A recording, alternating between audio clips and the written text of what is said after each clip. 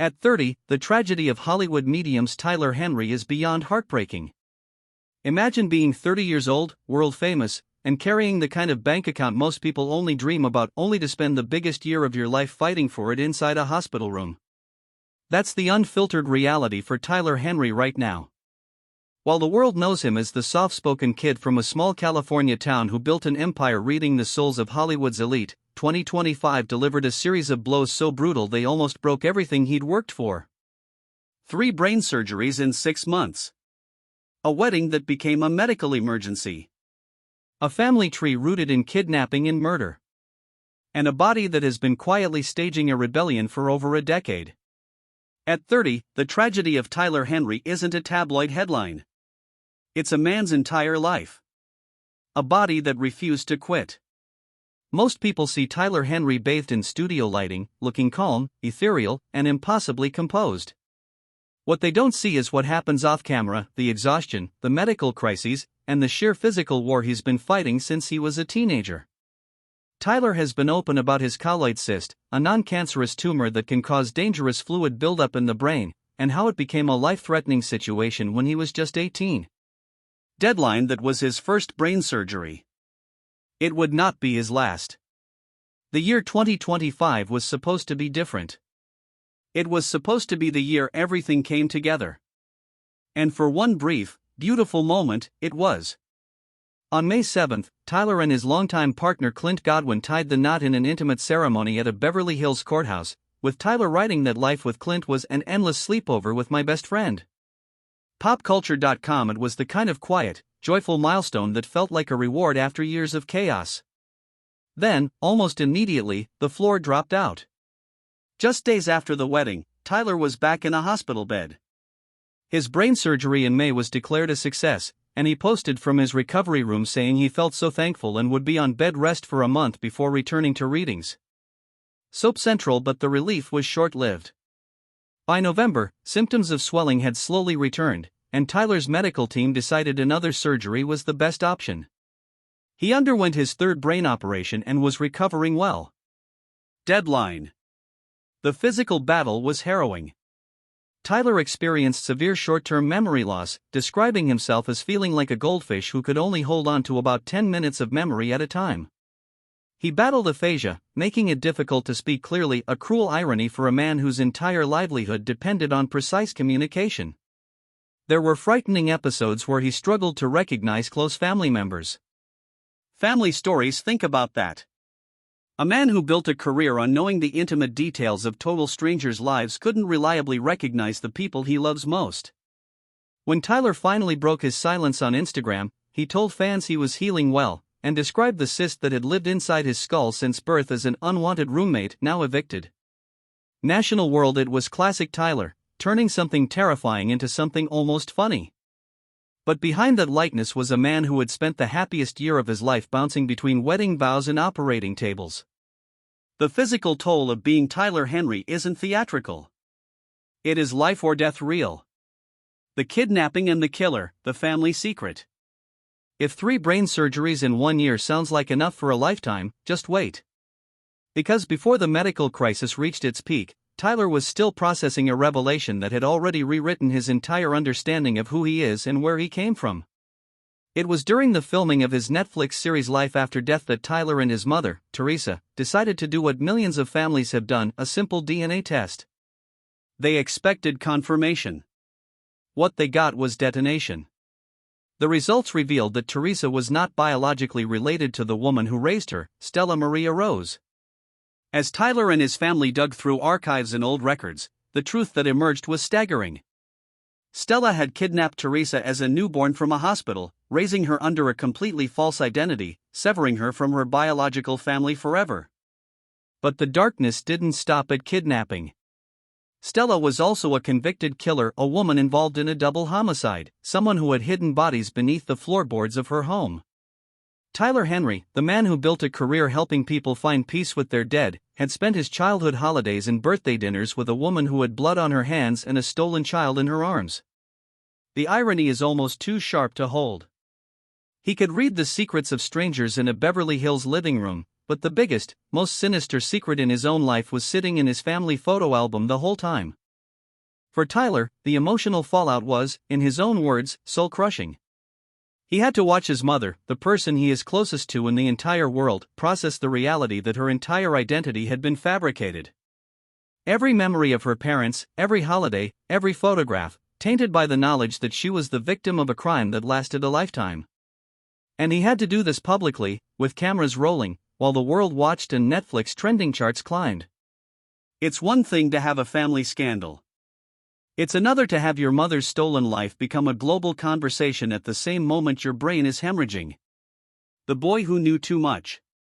To understand how we arrived at all of this, you have to travel back to where it started, Hanford, California. A small, conservative farming town where Tyler Henry was absolutely the last thing anyone expected to produce. He wasn't the popular kid. He was quiet, observant, and clearly tuned into something nobody else around him could hear. The turning point came when he was just 10 years old, a premonition about his grandmother's death so immediate and overwhelming that he ran to his mother in the middle of the night to warn her. Seconds later, the phone rang with news he already knew. From that moment forward, Tyler's childhood was essentially over.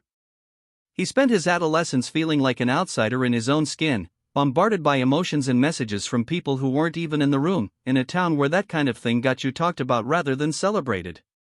He came home from school drained, his head spinning, not yet understanding that his brain was already quietly under siege from a cyst he'd carried since birth.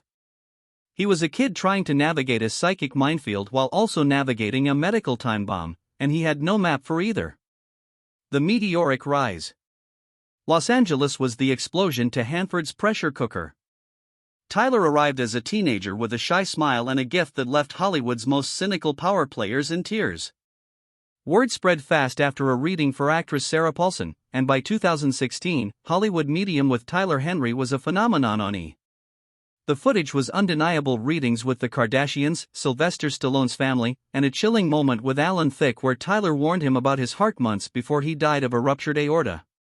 By his early 20s, Tyler had a multi-million-dollar net worth, a New York Times best-selling book, and a waiting list for private readings stretching into the thousands. The move to Netflix with Life After Death marked a pivot away from polished celebrity segments and into something rawer and more personal, including the family kidnapping scandal that was about to rewrite everything. The show was a hit for Netflix and introduced Tyler to an even larger global audience, and he also launched a live weekly series, Live from the Other Side, further expanding his platform. Tyler Henry Tour. He achieved what almost no one in his position manages, surviving the transition from child star to adult professional with his integrity intact. In an industry that rewards ego, he remained the polite, somewhat awkward kid from Hanford. The anchor. In the middle of a life that reads like a supernatural thriller crossed with a medical drama, you need someone who just wants you to be okay. For Tyler, that person is Clint Godwin. Their story is almost poetically fitting. They met because Clint's grandfather had passed away and he reached out to Tyler for a reading. The connection that followed was immediate and lasting. Clint is a skilled painter and stained glass artist who also creates music with Tyler, and has long described him as his muse. AOL: he has been the one sitting in hospital waiting rooms during brain surgeries, the one posting tearful updates to Instagram when Tyler couldn't speak for himself, the one writing songs in the aftermath of their hardest weeks to process what words alone couldn't hold. After Tyler's third surgery, Clint wrote about turning back to music during recovery, saying that songwriting always pulls things up from the depths, and released a song called The Warmest Place to honor the kindness they'd received. National World. Their wedding in May 2025 at the Beverly Hills Courthouse was celebrated by celebrity friends including Jenna Dewan and Kimberly Van Der Beek, who wrote that their smiles said everything. PopCulture.com: what those smiles don't show is the full weight of what they'd already survived together, and what was still coming. Their relationship is the clearest proof that even after a lifetime built on other people's grief, you can still choose to build something beautiful of your own. 30 and still standing. As 2025 turned into 2026 and Tyler turned 30, he made difficult choices, canceling thousands of planned readings and drastically reducing his workload by up to 80% to prioritize his recovery. Family Stories: his live tour, An Evening of Hope and Healing, has continued into 2026, with shows at venues across the country where Tyler explains how he communicates with the other side, gives live audience readings, and answers questions from the crowd. Medium, but the way he approaches the work has fundamentally changed. He is no longer trying to be superhuman. He's finally just trying to be human. What's most striking about Tyler Henry at 30 is not the fame or the Netflix deals or the sold-out theaters. It's the fact that after everything, 3 brain surgeries, a mother whose entire identity was stolen, a body that has fought him at every turn, his default setting is still kindness. He is a man who has looked his own mortality in the eye more times than most people do in an entire century, and his response has been to get back on stage and help strangers feel less alone in theirs. The mark of the medium. When those headlines scream about the tragedy of Tyler Henry, they're not wrong. On paper, it is a lot. A grandmother who was a killer. A mother who was kidnapped. A brain that has been surgically opened 3 times. A wedding that became a medical emergency within the same calendar week. But tragedy is actually the wrong word. The right word is resilience. Tyler Henry didn't just survive his origin story, he used it. Without his platform, his mother might never have known she was kidnapped, never found her biological roots, never had the chance to reclaim her real identity. Without his brutal honesty about his health, thousands of people fighting silent battles might never have had permission to admit they were struggling too. At 30, Tyler Henry is proof that your family tree can be a crime scene and your body can be a battlefield, and you can still choose every single day to be a source of light for someone else. He spent half his life talking to the dead. But the most powerful message he has ever delivered is the one he is living right now, that no matter how much has been taken from you, you can still decide what you build with what's left. The Hollywood medium isn't a tragedy. He's a triumph. And he's only 30.